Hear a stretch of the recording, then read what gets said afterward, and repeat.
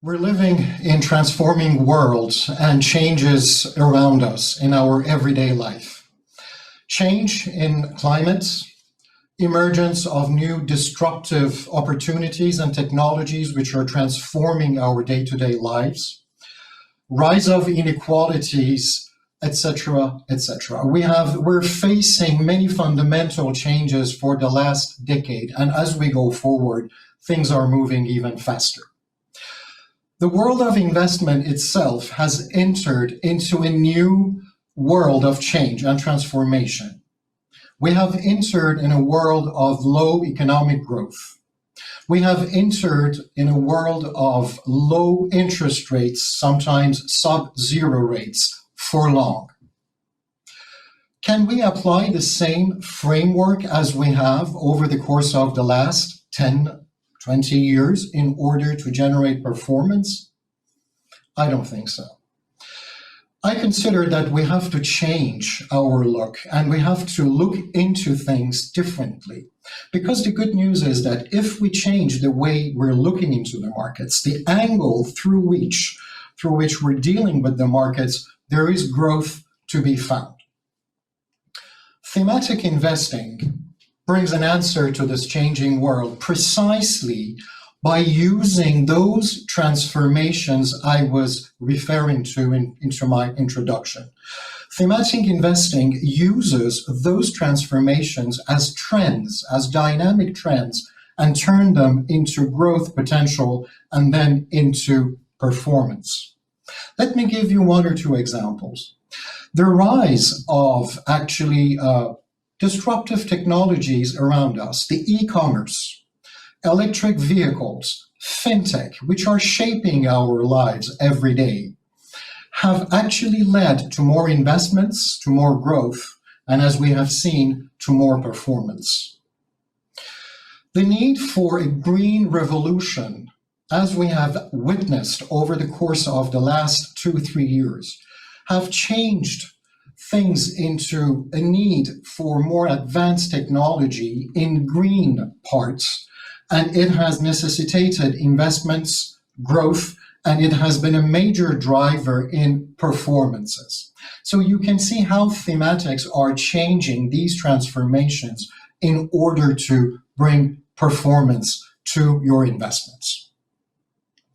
Obviously, performance is key for your investments, but performing while leaving a long-lasting positive impact on the major challenges humanity is facing is even better. Here we're talking about sense and meaning to your investments. Here we're talking about providing food for more people around the world. We might be talking about a wider education for everybody. We're talking about sustainable healthcare. We're talking about the green revolution, which is ongoing. Here we're talking about impact investing. Let me give a definition of impact investing. Impact investments are investments which are made with the intention to bring a positive, measurable, social and environmental impact alongside the financial performance. This is what we call impact investing today. And this is a new, I would say, the prolongation of what we used to consider ESG. I used to call impact investing the ESG 2.0. Let me differentiate ESG investing, sustainable investing, and impact investing. If ESG is about how companies are doing things they're doing, impact investing is more about if things that companies are doing are leaving a positive outcome or not. For this, we have to have intentionality, additionality, and measurability. Basically, working on a multi-impact fund has been one of the major projects Amundi had in 2020 in order to co-conceive and to co-launch one of the most comprehensive multi-impact investing funds in the market jointly with Banca March, which has been actually done last December.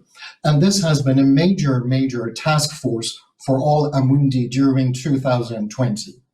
We have brought into the market one of the most comprehensive ecosystems with 9 different impact dimensions, actually going from sustainable healthcare to inclusion and access by passing through water management, education, and let's say gender equality. These are the type of actually solutions we are bringing in order to reconcile once again sense and meaning and performance together, because impact investing, sustainable investing are major secular sources for performance over the next years to come.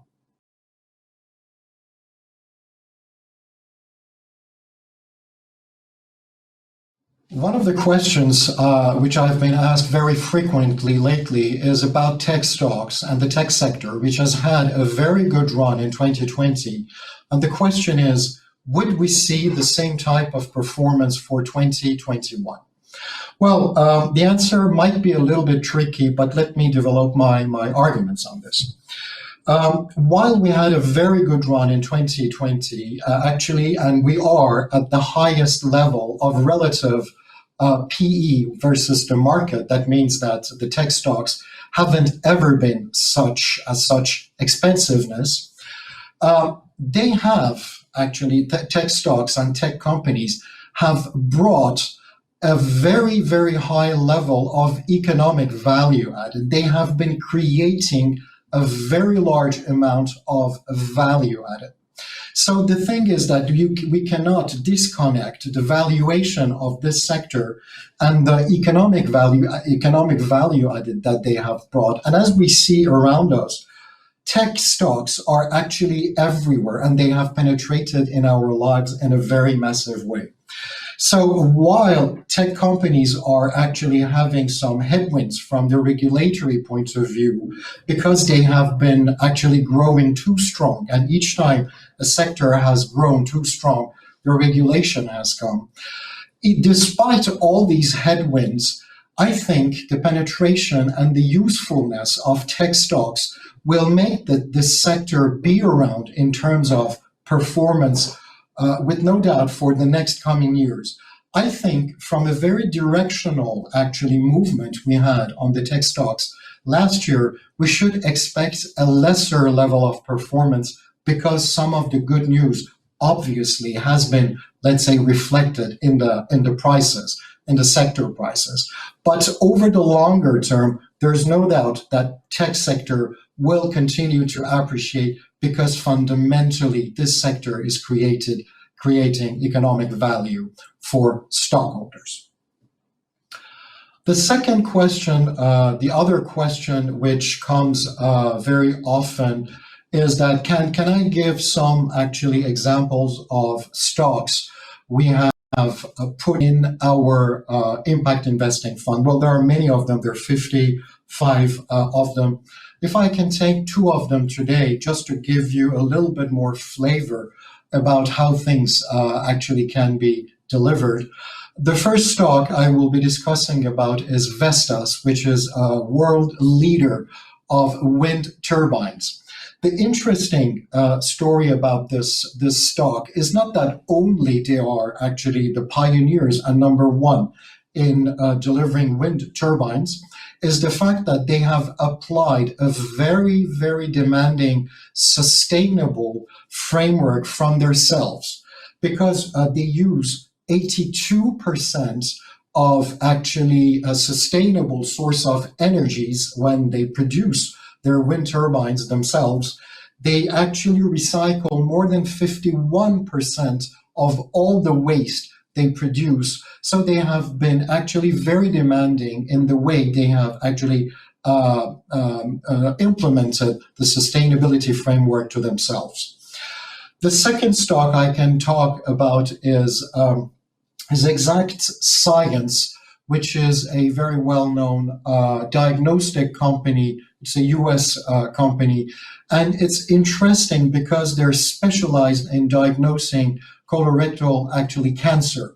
And they have actually brought to the market a very cost-efficient product, which gives the diagnosis in a very less invasive manner than before. So we can see the benefit actually for the client in terms of affordability and in terms of prevention when we talk about Exact Science. Both stocks are included in our multi-impact fund as we speak.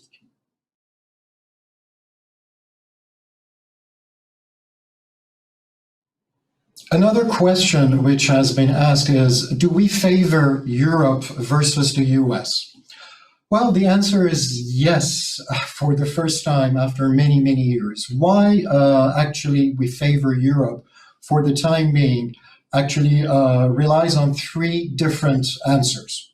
The first one is the fact that Europe, comparatively to US, is a much more open economy to emerging markets, and an important part of European exportations are being done towards emerging countries, which are actually picking up when we see the ISM in China, which has been very good, when we see the growth in China, which has been released actually lately, and we see a positive rate of growth, it has been a very important catalyst. So Europe as such is a net exporter to emerging markets, which are doing slightly or to some level much better than economic regions such as the US or actually Europe itself. So the openness of the Europe to emerging market is, and a more cyclical nature of European markets is the first reason for which we're positive. The second one,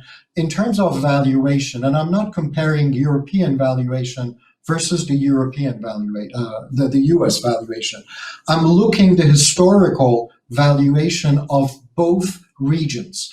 If we look today, the Europe valuation, the valuation stands slightly higher than one standard deviation than the long-term average. The same valuation is more than two standard deviation when it comes to the US. So we can see that even compared to our own historical average valuations, we can see the overvaluation of the US market. So in this regard, once again, we think that there is room for European economies and markets to outperform the US one. The third one is the fact that regulatory speaking, Europe already has set very demanding, set of regulation for carbon emission for many of our European countries. And most of the countries have decided to be carbon neutral around 2030 or slightly later. That means more investments, more growth to come for the coming years. And this has been driven fundamentally by the regulator. This has actually been delayed to a certain extent in the US. We consider that that will take place with the coming administration, but Europe, for once, has taken the lead here. So actually, and when we see that the tech stocks, which have been rallying last year and actually bringing the performance and, growing more and more, we think that the tech stocks have come to a level that their performances will not be as much as year 2020. So they will not drive the US market, which has this structural advantage versus Europe. So all in all, I think this is a year where we can see a certain, outperformance of Europe versus the US, which has already materialized at this beginning of the year.